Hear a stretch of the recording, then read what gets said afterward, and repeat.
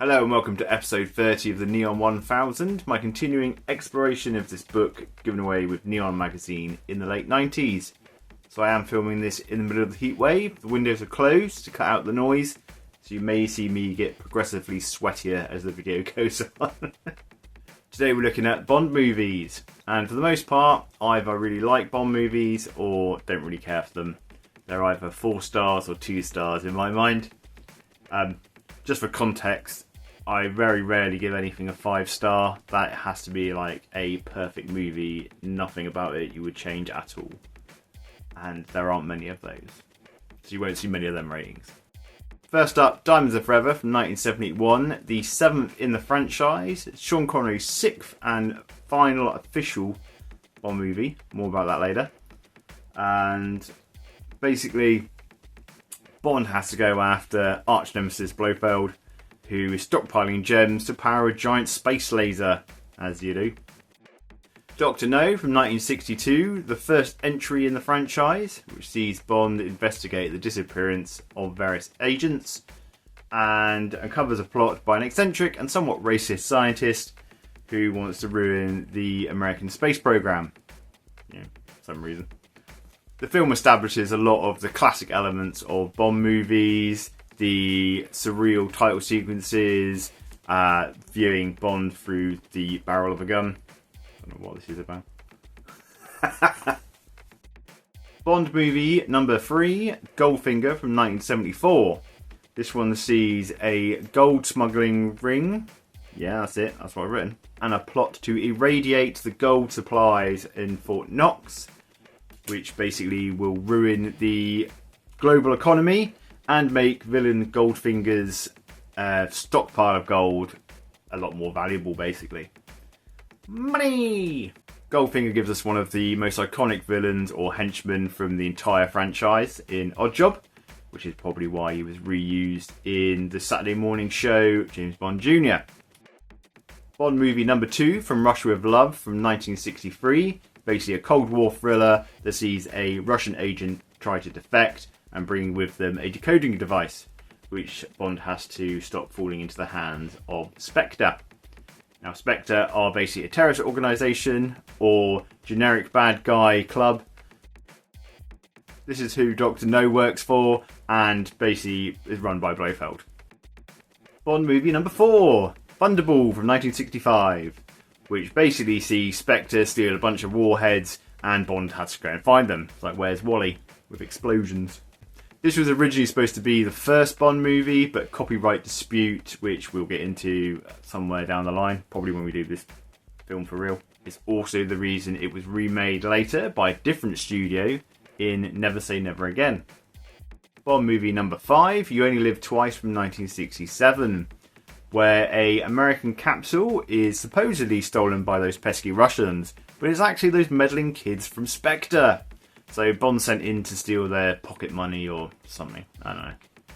The screenplay for this one was actually written by children's author Roald Dahl, which does seem odd, but he actually had worked quite a bit in TV at this time and would later do the screenplay for Chitty Chitty Bang Bang. Shaken, not stirred. Apparently this is the only one on the list that I haven't actually seen. A few years ago, ITV2 showed the Bond movies in chronological order, one a week, and I recorded them, watched them at my leisure. But apparently either this one wasn't shown or didn't record for some reason, so I haven't actually seen it. I mean, I might have seen it. It's probably on a bank holiday or something at some point. But they all just kind of merge into each other, don't they? Bond movie number 8, Live and Let Die from 1977. Basically sees Bond take on a ruthless heroin dealer who wants to corner the global market. This was the first Bond movie from Roger Moore and has one of the best theme tunes, which was later covered by Guns N' Roses, which when I heard that, thought, this is an amazing song. And at the time I didn't realise it was actually a cover, which, I mean, pretty much after the first album, most of Guns N' Roses sucks, so there you go. Controversial. Bond movie number 6, On Her Majesty's Secret Service from 1969. Where Blofeld is basically hypnotising women to become sleeper agents and something about world domination or something. Don't know. Flippant. This was the first Bond movie that didn't fear Sean Connery. You will fear me. This was the first Bond movie that didn't actually feature Sean Connery until he was paid a lot more money to come back and do it again for Diamonds Forever. And then more money again to do Never Say Never Again. Basically, George Lazenby blagged his way into his one and only Bond movie.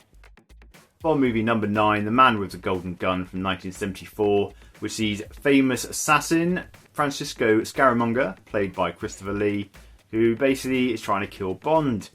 Bond and Scaramanga are also both after a device which will lessen the energy crisis, worsen the energy crisis. Don't actually remember. Not really important, is it? Bonds are just basically travel logs with explosions. Flippant.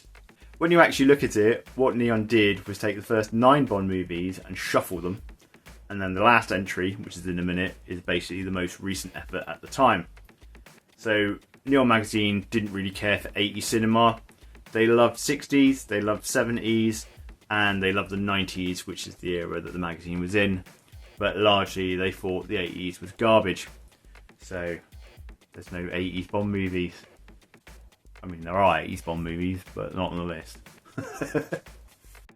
Finally, Bond 17, GoldenEye from 1995, which basically sees Sean Bean's former MI6 agent steal a powerful self-defense system, and Bond has to go and stop him. And something about Russians or something. This was Pierce Brosnan's first outing as Bond, and similar to Doctor Who, where everybody has their doctor, the actor who played the character when they first got into the show. And for me, Pierce Brosnan is that for Bond movies. So GoldenEye was probably the first Bond movie that I paid attention to, and I actively went and watched either on video or in the cinema the various outings of Pierce Brosnan as Bond. GoldenEye also produced the best multiplayer game ever made. GoldenEye, obviously. The one to avoid here is The Living Daylights from 1987, which is actually one of my favourites. But it is an 80s Bond movie, so obviously Neon didn't like it. I actually have a soft spot for it because I actually went to see it at the cinema with my dad. I don't think it was necessarily that I wanted to see it or had any interest in it. I think he wanted to see it and he wanted someone to go with, so dragged me along. What's your favourite Bond movie? Let me know in the comments below. But for now, so long, farewell.